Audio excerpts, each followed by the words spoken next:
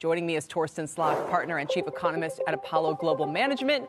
Torsten, it's great to have you. We all love your morning notes. I think this was one of them. But this is a view a few people hold out of consensus right now. But how quickly do you think they might be forced to pivot? No, I think this is a really important discussion, Kelly. If you look at the incoming data, GDP in the third quarter was 2.8. The Atlanta Fed tells us GDP in the fourth quarter will be 3.3.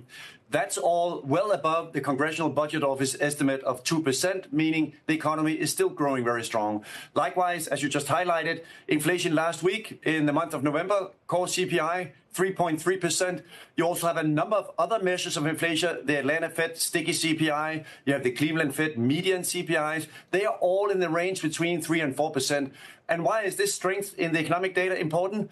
Because the Fed began to raise interest rates in March of 2022 and still 2.5 years later, we still get good economic data. And if we now combine that strength in the current economic data with Trump policies that could be coming on immigration, on tariffs, on lower corporate taxes for domestic manufacturers, it all points in the direction that inflation is going to be more sticky, and it could even run the risk that inflation is going to move higher as we get into the next year. The argument a lot of people would make still in favor of cuts, and perhaps our next guest is going to make it, so I'll steal from that, is that rates are still too restrictive.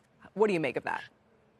Well, but the problem with that argument and the problem with the Fed's, the way that they're communicating at the moment, they say our star, meaning the level of interest rates at which the economy is neutral, meaning where the economy is not too hot or too cold. They think that that's around 3%.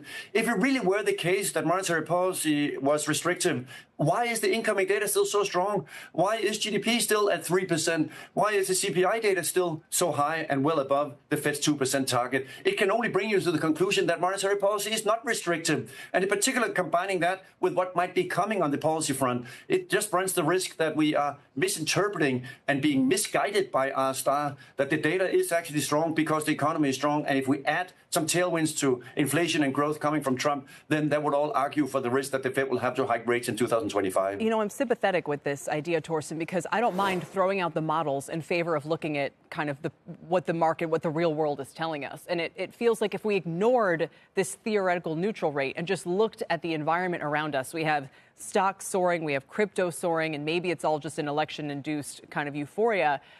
Financial conditions, there's a few different indices out there. They're pretty loose right now. We have economic growth. We have overheating inflation. I mean, ignoring that there might be such a thing as the neutral interest rate in those conditions, if you said, would the right move be to hike, hold, or cut? I certainly wouldn't think cut.